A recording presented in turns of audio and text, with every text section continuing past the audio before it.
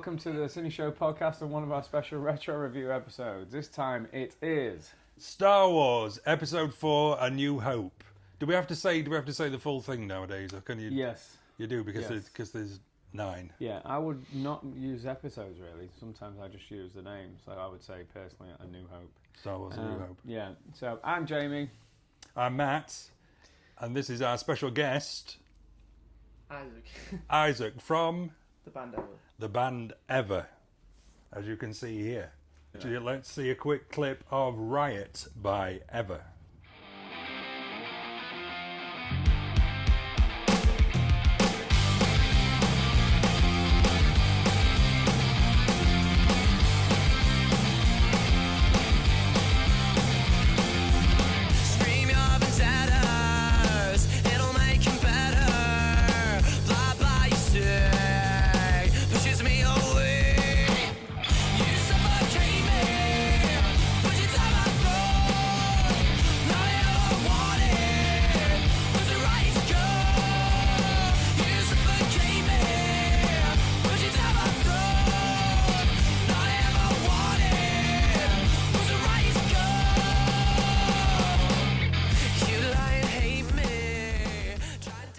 Okay, so that's Ever, and so before we actually move on to the Star Wars thing, Ever, kind of music, What kind of music? Yeah. It's like in my opinion, it's hard to describe, but it's like like an alternative rock kind of vibe.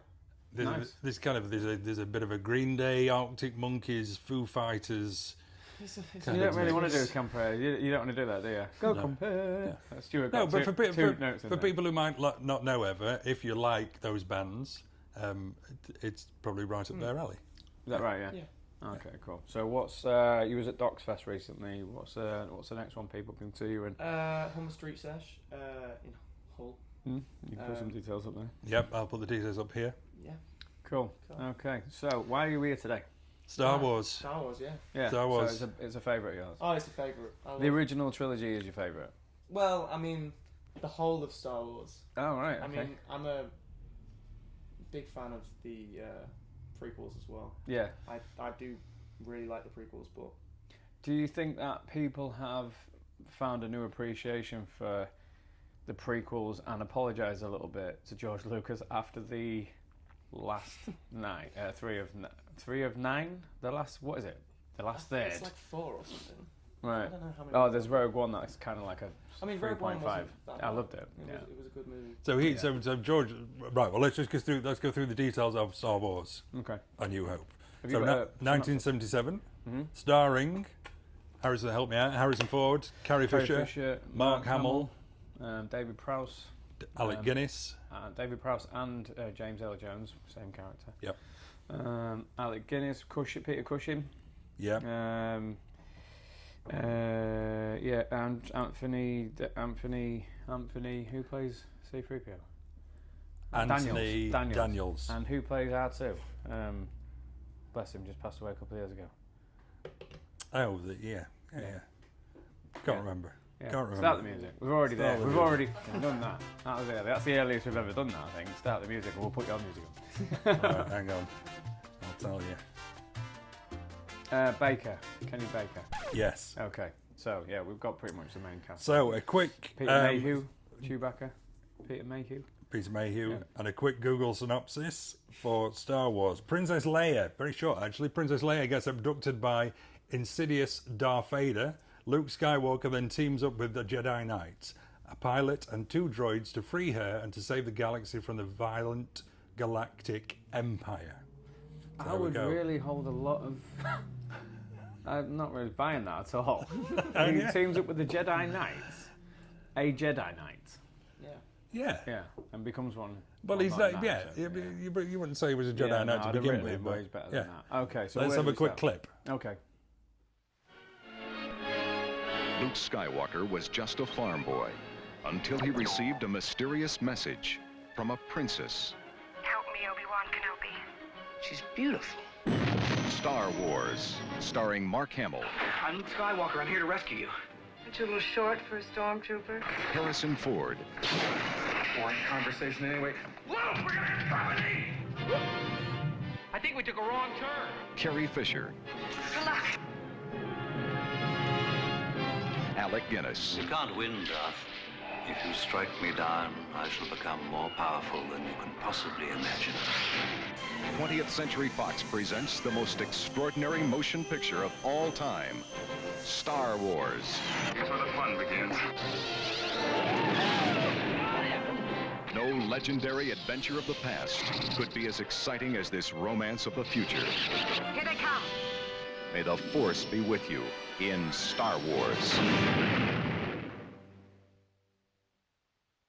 Yeah. So that's A New Hope. Yeah. So where do we start with that one then? Is it anyone's favourite out of the lot? It's not my favourite. It's my second favourite. For me, it's probably Empire Strikes Back, then A New Hope. Okay, that's interesting. Mine's very, very controversial. I imagine Return it of the is. Jedi, Return of the Jedi. A New Hope, Empire Strikes Back. I think people of our age do have a bit of a soft spot for Return of the Jedi, because it was Yes. about the time when we started going to the cinema more. Yeah, no, mine is more like I don't know if it's because I like a bit more darker material, but you just saw Luke as a badass, and then leading on to that for me. I know we're moving off A New Hope already, but when Mandalorian season 2 episode 8, where Luke comes back during that period, and you see him absolutely just busting ass.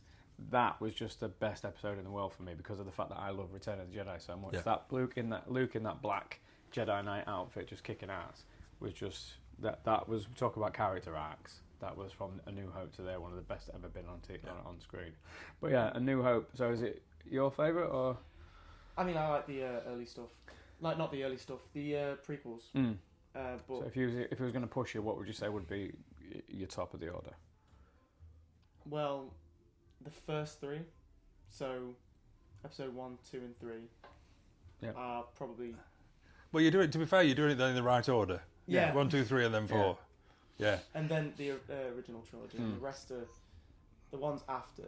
So everything past episode 5, not 5, 6. Sorry, Yeah. is not. You see, so it's interesting you being on, Isaac. So obviously people will be able to tell that you're considerably younger than we are. Yeah. The first one I saw in the cinema was actually Empire Strikes Back. So it was 1977. So I was only 3 when the original came out. But I do remember seeing Empire Strikes Back in the cinema. I didn't see any of that. So for me, and obviously then you saw Return of the Jedi in the cinema, I guess. No, I didn't. No? Because I was 79, so Return of the Jedi was 83. I wasn't going to the cinema at that point. So the first time I'd ever seen a Star Wars on a cinema, believe it or not, was 97. Right. When they did the Yeah. thing. Other than that, I was always watching I them think I went again as well. so- Yeah. Now, for its 20th anniversary, the adventure of a lifetime returns to the big screen in a way you've never seen before. There'll be no one to stop us this time. Help me, Obi-Wan Kenobi. You're my only hope. With newly enhanced visual effects, They're coming in too fast! PHX, and digital sound. And a few new surprises. So what order did you first see him in then? I probably watched them in chronological. Right. So I wonder if that does make a difference, because obviously the original trilogy we had such a long time before we then got the prequels, Phantom Menace, Yeah. Attack of the Clones, and Revenge of the Sith. It was, yeah. So it was 20 years. Yeah. So it was 99. So it was 22 years. Yeah. Yeah. Now, obviously we've not experienced watching them in order and them all being there. We had For the to wait. first time. Yeah, I yeah. have watched them in order, but Yeah, but no, I get what you're saying. But that wasn't our introduction, was it? in Watching them. Discovery, yeah. Yeah. So did you watch those 3 then as they came out and then watched episode 4, or do already all 3 of them had come out and you'd? Maybe. I can't fully remember. It's When did Phantom Menace come out? 99. When were you born? 2008. So So yeah, so Yeah, they were all out already. yeah. yeah. Was Revenge of the Sith out as well? Yes. Yeah, so they were all there, they were all waiting out, for you. Yeah. You were So born. Revenge of the Sith was 2005. So if it's 99, I think it was 99. No, they come out every 2 years. So 99, 2001, 2003. That would have been. Yeah. So Revenge of the Sith 2003. So still Yeah. well out. Yeah. When did Oh no, yeah, obviously Force Awakens is a long Yeah. time after that. You were So- on this earth when that came out. A New Hope. Yes. One of the best things I think George Lucas ever did was from the off, straight out the traps, he put Episode 4, A New Hope, on the credits. Because I can imagine when it very first came out in 77, people was like, what? You know what I mean? Why are we watching Episode 4 first? Yeah. But from his point of view, how good Yeah. would that have A been brave for him? thing to do, really. Yeah. To say that we're actually at that point, we're joining it here, meaning that he just left that door all the time open for the prequels. Yeah. Which he did have a story arc for, and I'm hearing that it changed over time.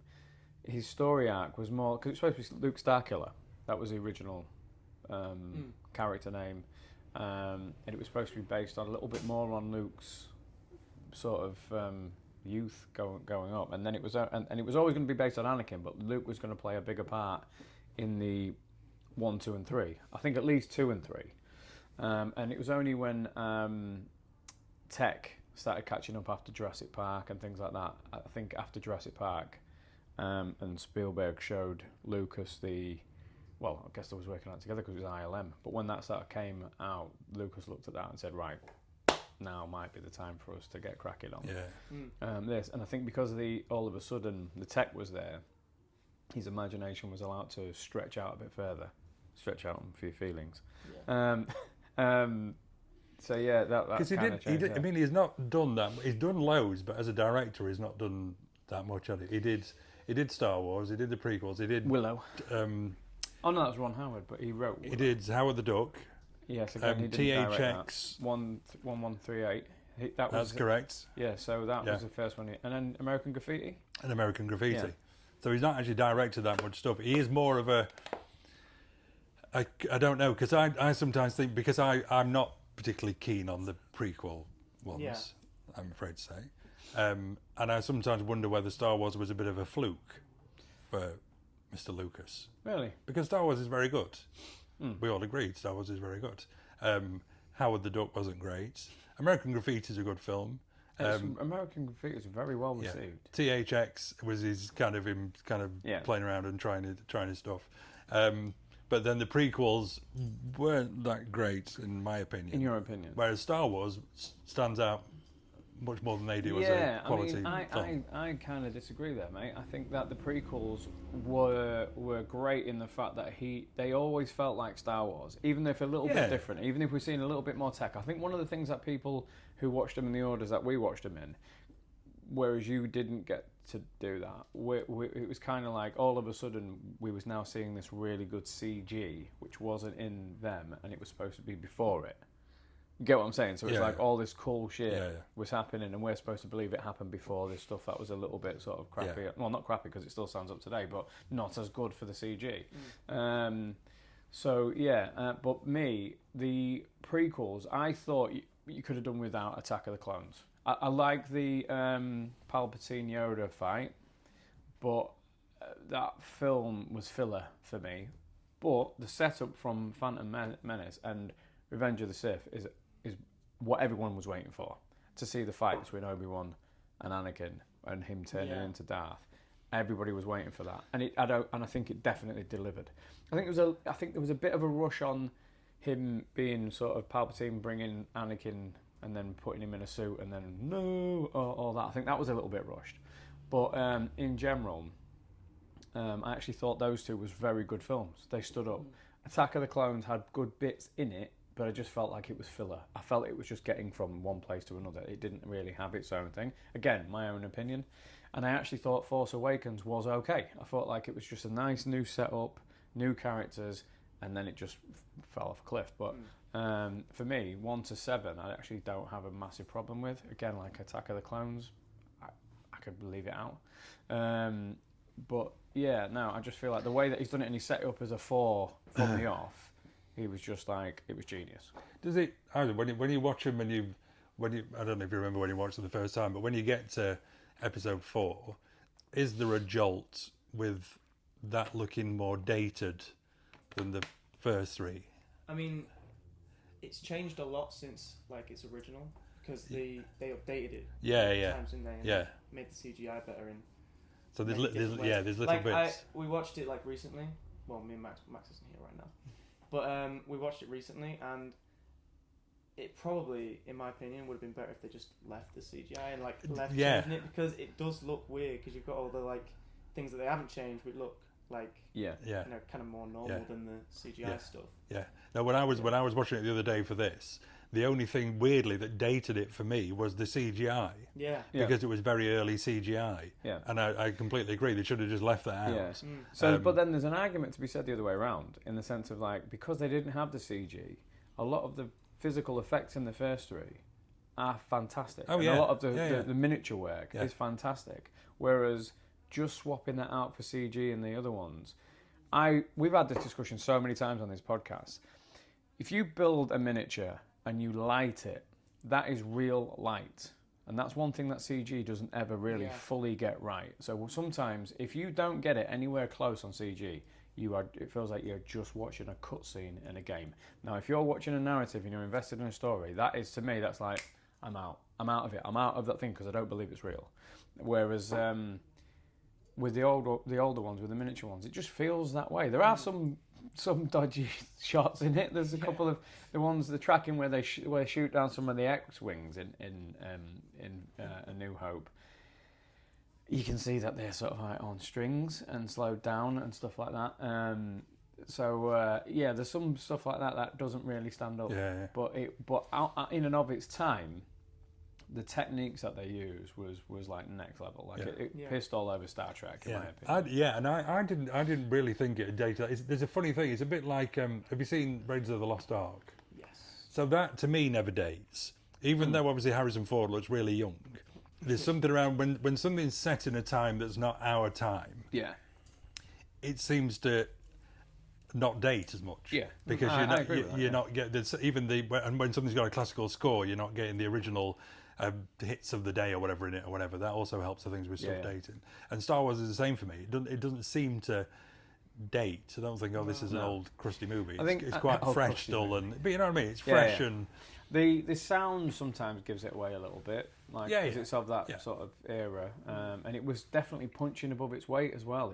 It was like it was trying to do more than what tech was available at that time. So some of the ADR on it is a little bit shady, especially Carrie Fisher stuff, because apparently she had to redo some of her stuff in her actual American accent, because when she was coming on set, and I think it's still evident in one of the scenes where she speaks to Vader at the beginning, she said when she was around so much British crew and David Prowse himself, albeit Bristolian accent, she kept mimicking their accent. So when she comes on, she goes, "Vader, I recognise your foul stench when you were brought on board." And she speaks like that, and it's like Peter Cushing is there as well.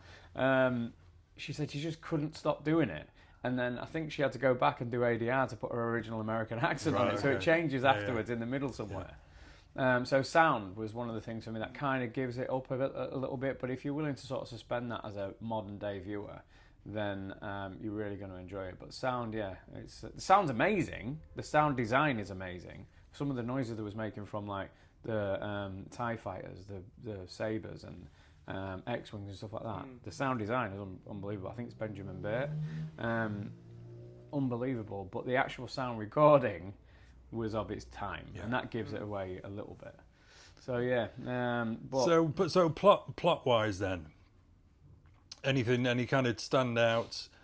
I think it's brilliant. Yeah, I think it's a good plot. Yeah, I think it's brilliant, and I also don't believe this story, this thing from Lucas that he always had it in his head that Vader was Luke's dad. I don't believe that for a second. Like when you look at the story in Obi-Wan's hut when he's saying, "Oh, he betrayed and murdered your father," and then there's that really awkward scene in Empire Strikes Back where he's saying, "Well, so what I was saying was true from a certain point of view." Yeah. That to me was like, ouch. But the actual storyline itself was such a great choice, but I do not believe that it was a choice from the start. I don't believe that for a second. So again, I think we're talking about like Lucas being a fluke.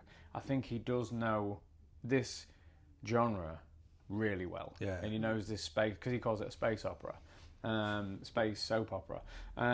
He knows that well because the decisions he's made on those massive plot points, like even making Leia his sister and stuff like that, which again, in I think they have a bit of an awkward kiss, and he's quite proud of it. So he ends up kissing his sister.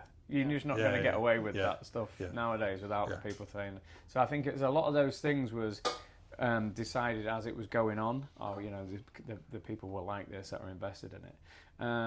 But credit to him for making a story that people really, really sort of attached to. Han Solo, the Han Solo element gave it that Buck Rogers type adventure thing, and less of a Star Trek film. I think having him in kind of made it a little bit more western, like a western. Which again, the cantina scene sort of pays to that. What I was thinking while I was watching it as well is what would have happened if they hadn't have bought R2D2. So when they're looking for droids and they get CP3PO, and then they pick the red one, don't they? The red one comes and malfunctions, and then they buy R2D2 instead. If they'd not have bought that, not have bought R2D2. Yeah, I mean, again, what would have happened? The Empire would have just won. Yeah, but then there was another thing to be said for those, for C-3PO and R2D2. The actual whole tale is kind of shown through their eyes. Yeah. The whole thing. Yeah. Again, it throws up a lot of plot things, like now when you see the prequels and you see how Obi-Wan had R2 with him all the time, and then it goes back to New Hope, and he goes, that's funny, I don't remember owning a droid. It's like he remembers all the other stuff but not that. Same with C-3PO being not knowing, I've never seen this planet, or I think in the early stage he sort of makes a reference to the fact that he's not been on his star charts, he don't know where it is, but yet we find out in episode 1 he was made there. So, like, we're not here to rip it to pieces, but you asked me about narrative. There are some plot holes there. But overall, the arc is just such a great adventure, which I think culminates in a very, very good 3-act Hollywood-style thing of the ceremony, the award ceremony at the end, where they've saved the thing. Because it could have, the way George Lucas has done that, is that if it didn't do the numbers that it did, and it never got action for a sequel, that would have stood alone on its own, because it got that whole story at the end. There was no sort of like, there was no notion. The only thing in A New Hope is that Darth Vader doesn't die. Everything else, there's no sort of like notion that like this is going to continue. But I remember watching which again, it, what a decision to make to not kill him off. But I also remember watching it and not being overly disappointed that he didn't get killed at the end. It wasn't like nowadays. If the kind of baddie gets away, you think, what was the point in watching all that? He's got away with doing it whenever, because you didn't know there was going to be a sequel to it. No. But it didn't really matter. Because enough other stuff had gone off that there was a satisfying ending to it anyway. And weirdly, that was a bit of the a backlash for both the trilogy that you like, where Darth Maul got killed off pretty easily. Well, he doesn't die, does he? Not in the animation, he doesn't. Well, but in the films, he does. In the animation, what animation do you speak of? It's what is it? Clone Wars. Something like that. Yeah, and he gets new legs. Yeah, gets robotic legs. Yeah, and then he actually eventually gets killed by Obi-Wan again over a fire pit in the Clone Wars thing. But that's like extended story. Yeah. But in canon, he's dead, which people was fuming about, and then people was also saying the same about Snoke in the later 3. Like, just no story whatsoever. He just comes out of nowhere, kills him off. And I don't want to diss particular people, but it looks like some producers had some involvement in. Andy Serkis plays him so well, and there was far more than enough room to sort of give him some kind of backstory and interweave him into this whole thing right back to early days, because he was a good character, but they just gave him nothing, killed him off. And then there's the line in the final film where he says, Palpatine's back. We don't know how, but he's back. And that when we talk about Lucas and stories and stuff like that, and you saying it was a fluke, I'm saying that he noticed things and said, you know what, we're going to do this, and do this, and that's what made it so epic. That just shows you when he's not involved in it, how those decisions can go wrong, because people are just like, it was just fan service. That last film was just pure fan service. It was just like, let's say goodbye to every single character. Let's pat everyone on the back and say we've done a good job, which meant they left all the story behind, which to me was just a massive shame. But yeah, so going back to the story of this one, that I actually think it was brilliant. I actually think the story was perfect for what it was. If you think of where it starts and where it ends, so you've got Luke, who's just a farm boy basically, and then you've got the ceremony at the end where he gets the medal and all that stuff. Yeah. So well, what about favourite scenes? So I said about what were people's favourite scenes out of Star Wars. Did you have one, Isaac? I've got a few. All right, well, give us your few. I mean, nice. Well, all of them. Yeah. I've got well, give us your favourite. Well, I mean, the first scene that sticks out for me the most is the one where Luke looks off into the two suns, you know? Yes, and the music. The music is great. Yeah, so good. Yeah. The music is good. Have you ever thought of just playing the theme tune at one of your gigs on guitar? I'm obsessed with bands doing covers of orchestral. He asked the same thing, and I'll let you answer first. Have you done it? I'll tell you what they said. I mean, I'd have to learn it. So you've never played the theme tune to Star Wars on your guitar, just for something to do? No. I never thought about doing it. It would be good. It would be kind of a grunge version of the Star Wars theme. Oh, that's with been drums and that's definitely I'm sure there's YouTube videos out there. Right, okay, so yeah, good scene. Well, we'll come back to your other ones. I feel like that was Jurassic Park. That was the charity shop bins going up the alleyway at the side of the shop, banging about on the walls. Now, what I should have said at the beginning is I've got a friend called Big Matt who is a massive Star Wars fan. How big is he? Very big, bigger than me. And he was quite concerned that we were going to be doing a Star Wars episode. No, not necessarily without him, that we were going to get things wrong because it is like a religion to him. Yeah. So... Well, I can vouch for that as well. Yeah, I mean, I hope I've done it. I was relieved, but obviously your knowledge of Star Wars, he may have already be swearing at the screen. I've no idea. A couple of things. Big up, Big Matt. Yeah, Big Matt. Please forgive us for any discrepancies or wrongdoings. Well, he can comment on the. He certainly can, and he will. Favourite scene for me, and this is what I was saying is, I don't know what it's called. Is it the tunnel run at the end or the trench run? Yeah, There's a trench name. Run. Trench run. Yeah. Trench run, Big Matt. I love that. I mean, I know it's a long scene, but particularly where Han swoops down at the end. But the tension was perfect. Yeah. Yeah. With the music. So well done. Yeah, so and I saw some music. It was like a YouTube video. I saw a music tutor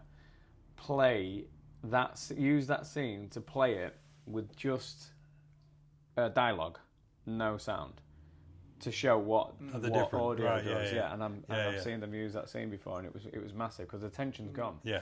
But yeah, that was the editing on that was fantastic. Like the editing was perfect. Like with the, when they're just like nearly there to do it. There's a little bit of thing about plot points there about why would you have to wait to come around, for the to get your lineup, but.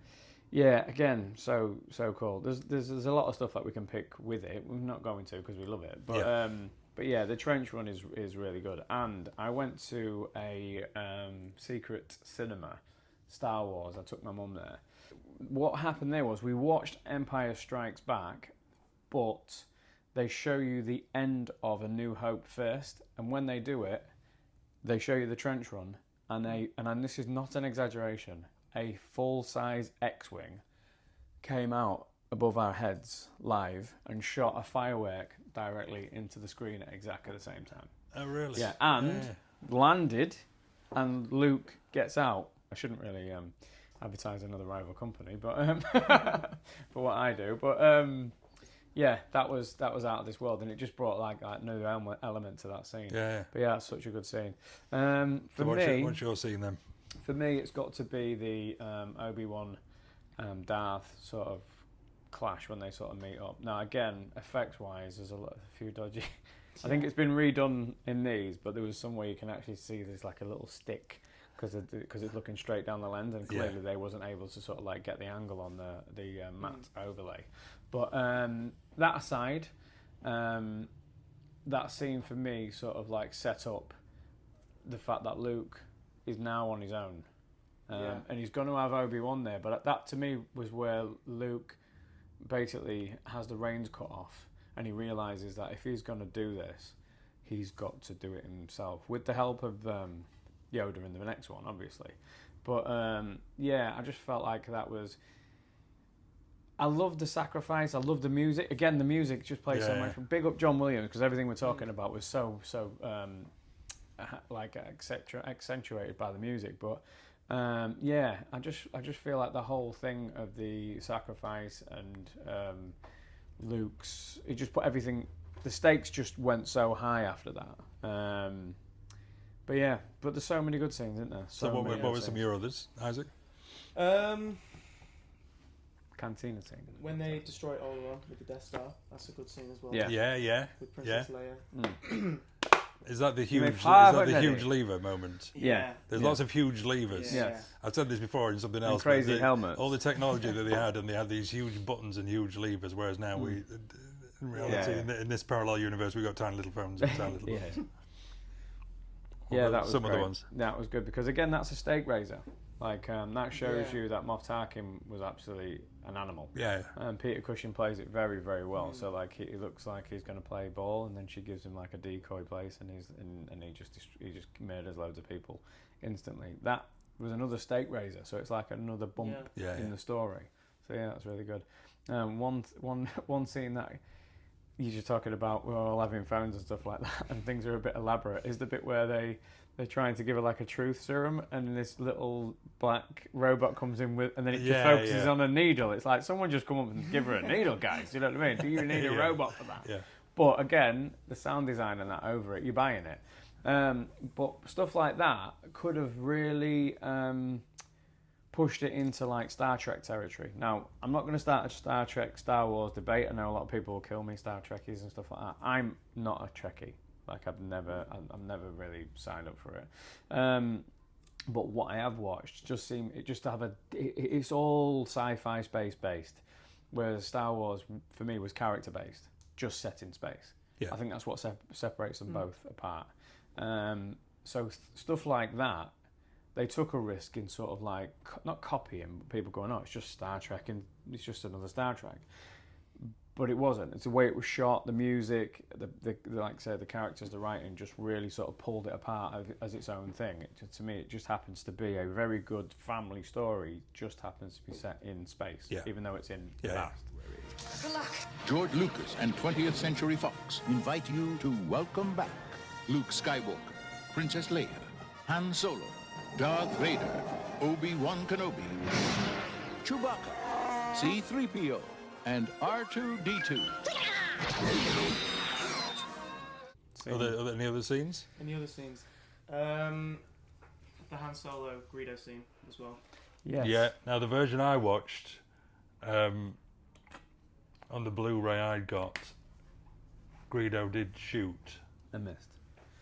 I think so. Yeah. Well, that's the official Shot line first. is he shot first. And he missed, and Han Solo did his dirty under the table trick. Yeah. Again, that's another stake raiser for him. Yeah. Because I'm so glad they left out the original cut, which they put back in this cut, which is a shame. The bit where he goes back and he has that little talk with Jabba before you see him in Return of the Jedi. That should have been left out. Oh, the bad CGI. It looks bad now. They corrected it where he steps over his tail and it looks horrific. Yeah. Jabba actually used to be a human as well. Yes, that's right. Yeah. And then there's also a line that Han Solo says where he says, "You are a great human being." Yeah, at the end of it, and they kept that in. Yeah, they kept that in. It's kind of funny. Yeah, and I think that was a nod to what they'd done in the CG. But the scene itself, regardless, just did not need to be there because the stakes was raised by the Greedo thing. So like this kind of like stretching that out. It kind of then lessens that. It lessens that scene because he was going to meet Jabba anyway. Yeah. And then, some of that stuff I can see why it was cut out. So just for the sake of sort of putting it in for, I guess it's interesting for fans to watch it.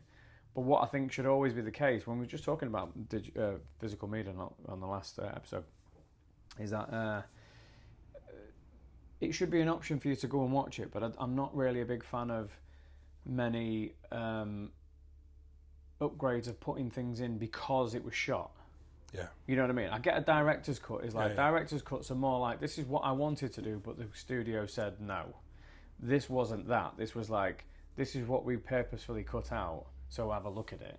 But putting it back into the film was the bad thing for me, where they could have just left it so we can decide, do you want to watch that deleted scene? Far better, because then you can watch it standalone and go, oh, I wish they'd have kept that in. Oh, no, I can see why they kept that out. But having it in the film, so you've got no choice, kind of lessened it for me. I was kind of like, you didn't need, that was just so unnecessary. There's a couple of things like that. But, so what do we think about the redos of them?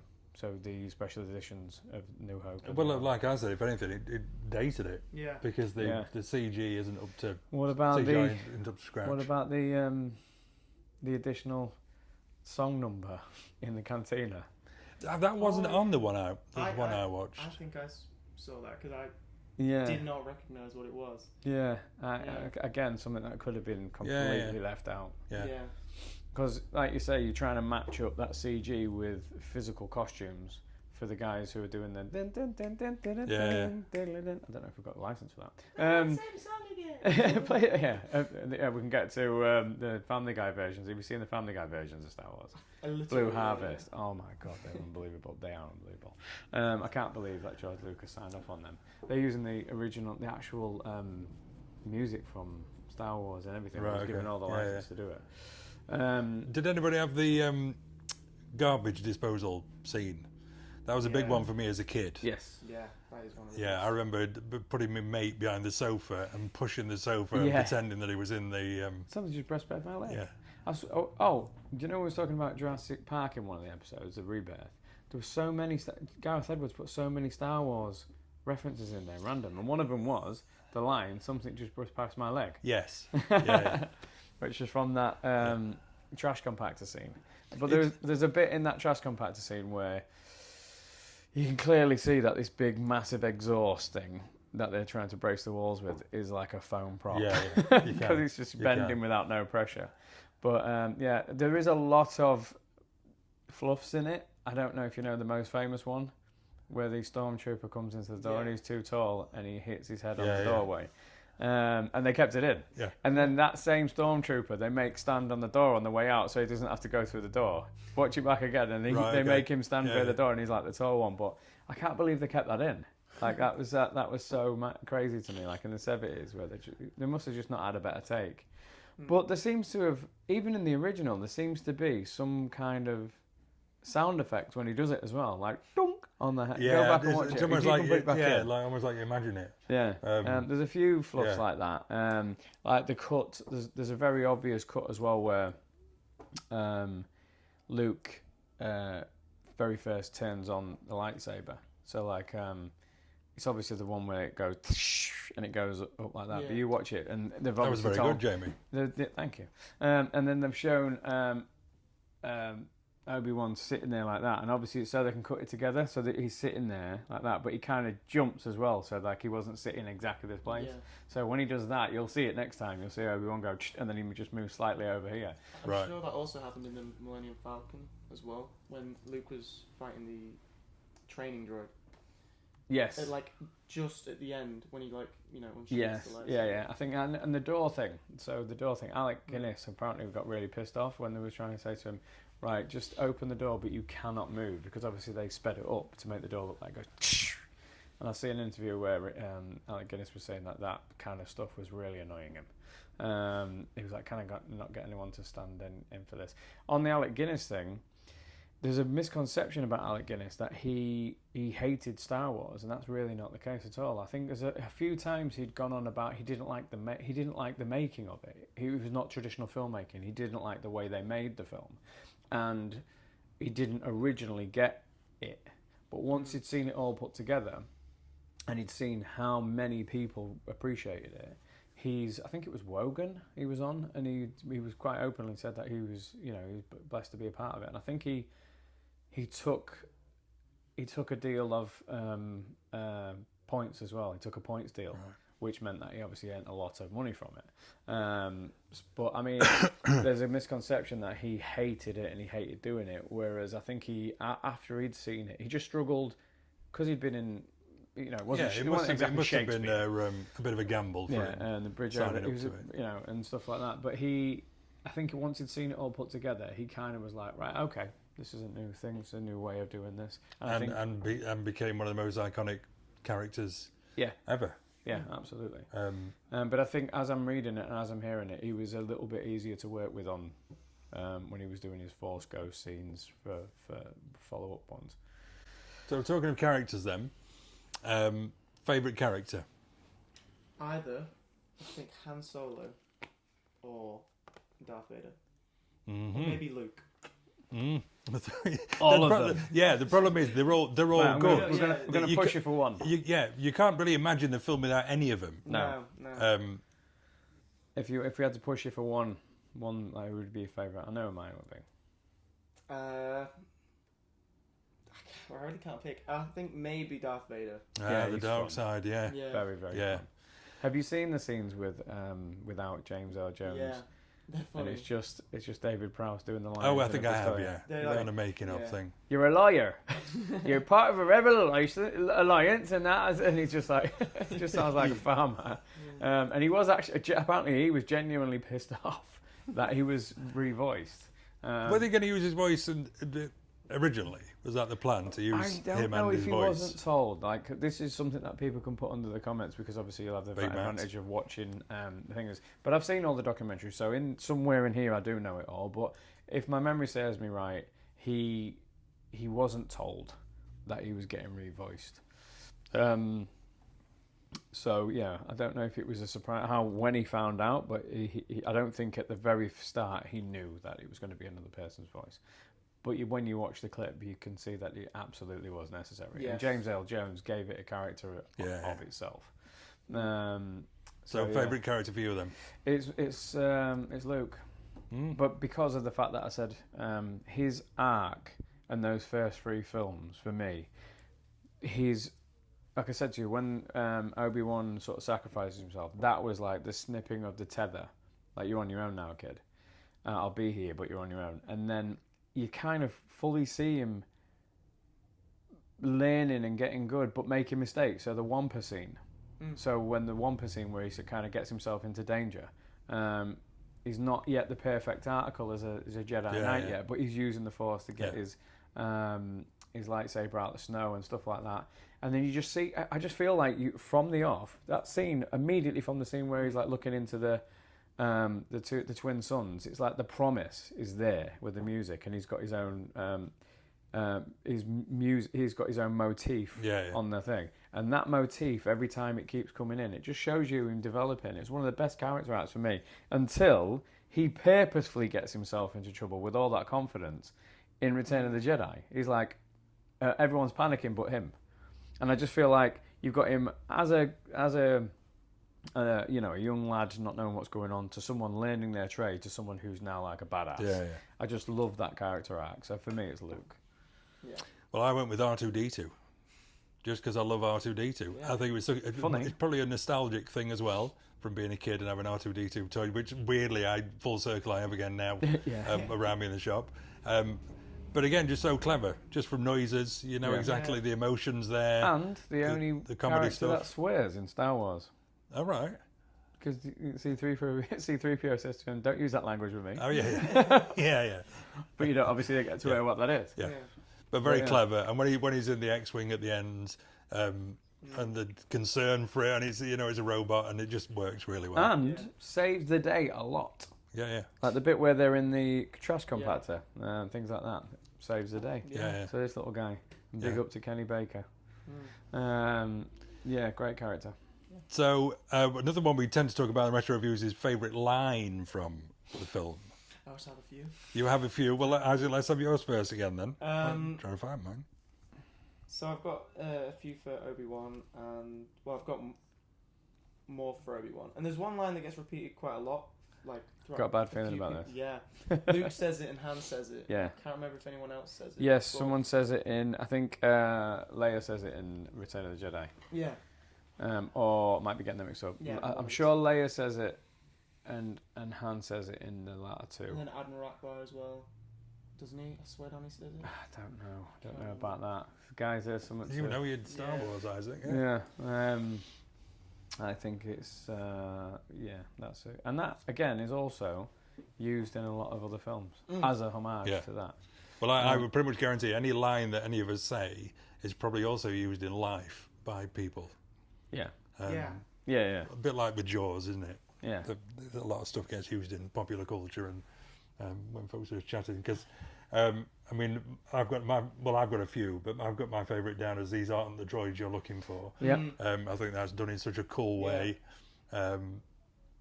Again, something that people say, and then take out the word droid and swap it for whatever else that it is that's going on. Yeah, I think that's an awesome scene as well when he's tricking the stormtroopers. Yeah. Mine has to be hokey religions and ancient weapons are no good for no match for a good blaster at your side, kid. Yeah. That to me was like just summed him up. And also, talking about character arcs, he also goes from not believing all that nonsense to witnessing it. Yeah. And weirdly, I thought that was actually a nice scene in Force Awakens with Han when the younger generation are asking about Luke, and he's like, "Yes, it's all true. It all happened." So it shows you from 1 to 7 that no, not necessarily 1, so 4 to 7 that Han went from not believing all that nonsense to, it was part of his life as well. So yeah. Any more lines, Isaac? Yeah, I've got 2 more from Obi-Wan, because Obi-Wan throughout the movie says quite a lot of philosophical things. One of the ones I had was, who's more foolish, the fool or the fool who follows him? Yeah, I love that. I do actually use that. I think I've used that to Alice recently as well. I do use that one quite often, I'll be honest with you, in real life when people call me a fool or an idiot. I say who's the bigger idiot, the idiot or the idiot that follows the idiot. None of us got use the Force. Use the Force, Luke. That's too easy, isn't it? Too easy? Oh, it's there for me. It's too easy. There for me. Or May the Force be with you is used every May 4th. I've got 4th of May every year. I've got the Force is strong with this one. Oh yeah. Mm-hmm. Any Force related lines I think just sound cool. Yeah. Any more? So one more I had was, if you strike me down, I will become more powerful than you can imagine. Yeah. Yes. Obi-Wan when. That's part of the scene that I was talking about, and one of the reasons I was kind of like, what are you doing to him? It feels like it's a projector, isn't it? I don't know. It's never worked. Yeah. Oh, I've got one. It projects onto the screen. Does it really? Onto there, yeah. It's really cool. And you can some batteries. And you can select which ones by this. Yeah, I've got the same thing. There we go. So sorry about that. So is there anything else we want to say about Star Wars? Other than it's amazing. I don't know. It's got to be a 5 out of 5, isn't it? Oh, definitely a 5 out of 5. 5 out of 5. We've touched on what. I mean, we've not really. I suppose we've not really said just the impact it had. I mean, the massive film that it is. I mean, it must be known by. There can't be many people on this planet who've never don't know about Star Wars. And that is credit to sort of like the Spielberg Lucas era. Because Spielberg, as much as he didn't direct one, and he wanted to, there was a union issue. The only reason Spielberg never directed Star Wars was something to do with the Directors Guild and some union thing. But it kind of came around the Jaws era, where Jaws was like the big blockbuster, and then Star Wars just like came in straight after. I think it was Jaws, Alien, then Star Wars, like in that order. I might be getting that wrong, but basically, no, it was Alien. No, well, it was one or the other. Yes. But it was just that era where all of a sudden movies were massive affairs, like and the money that was involved. And this Star Wars, A New Hope, actually just like kept doubling in budget, and it was actually close to not happening. So credit to Lucas and people on board for backing it, because it, when it saw itself through to the end, it was just like it just changed the way we watched film. All of a sudden, companies and all of a sudden, production companies were making that much money that if they put money into independent smaller films and they didn't make the money back, it didn't matter because they was like looking at it as like across the board. So Fox was able to make other films, and if it made money or it got Oscars, that's fine. If it didn't, it was also fine because it was making enough over the year for films like this all of a sudden. So it changed. It had a massive impact on the film industry. And there were so many people trying to recapture that. Like there was a big resurgence of like copycat films and space films and stuff like that. What about Spaceballs? I've not seen Spaceballs as much as I should have, really. What? Have you ever seen Spaceballs? I've not seen it. I want to watch I think it. I've only ever watched it once. What? And I did, weirdly enough, I did have it on DVD on the shelf in the shop, and somebody bought it the other day, and I thought, I should have kept that because I haven't seen it for a long please time. watch it. So the homages, you've got to watch Spaceballs, and you've got to watch Family Guy, Blue Harvest. And I know somebody who would like to come on, if we ever do a Spaceballs retro review, somebody would like to come on and talk about Spaceballs. Yeah, Spaceballs is amazing. And believe it or not, making a sequel. What was the one with the kid out of the Waltons that came after Star Wars and it directly wanted to cash in? That was actually Was it Battle for the Battlefield Earth? Battle of the Stars or something like that? Oh, start the music. Battle.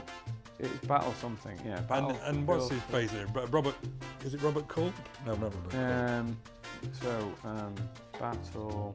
Beyond the Stars. Battle Beyond the Stars. Is that it? Sure, that's it. Battle Beyond the Stars is definitely the name of that film. Yes. Yeah. No. This is 19. Yeah, is it? Yes, it is. Hang on. This is not giving me much here. It's just giving me. Is it or not? There's music playing at this point, by the way. There should be. Yeah, yes, it is. That spaceship I actually liked in that. Is it Battle Beyond the Stars? Battle Beyond the Stars. Brilliant. Yeah, that was one. There was one that a little bit later called Last Starfighter. Yeah. Sort of back end of the 80s, and I actually love that film as well. A guy plays a video machine. The video machines have been put around Earth and all over the universe for people to get really good at it, and then they inadvertently can now fly these real life spaceships because they're going into battle. Great film. Very 80s. Yeah. But great film. Explorers. Probably going off a thing there, but there was all this kind Guardians of of the Galaxy. We were just fascinated with space epics after that. But nothing really touched Star Wars, and nothing could. So, and Star Trek, I guess we have to give it a mention. It's his own thing.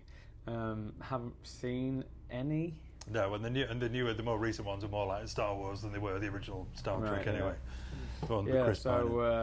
Star Trek, Star Wars debate. But we love it. We can all agree we love Star Wars. I'm sure we'll do the rest episodes, of them 5 and 6 at some point as retro reviews. So yourself, you got the Humber Street gig coming out. What was the date on that again? I'm gonna have to tell you later because I just. I'm gonna put it up. I'm gonna find it and put it up on here. So get some tickets for that, guys. Fantastic band ever, and thank you for joining us. Thank you very really much, Isaac. You're a superstar. Yeah, and that's it from us, guys. See you later.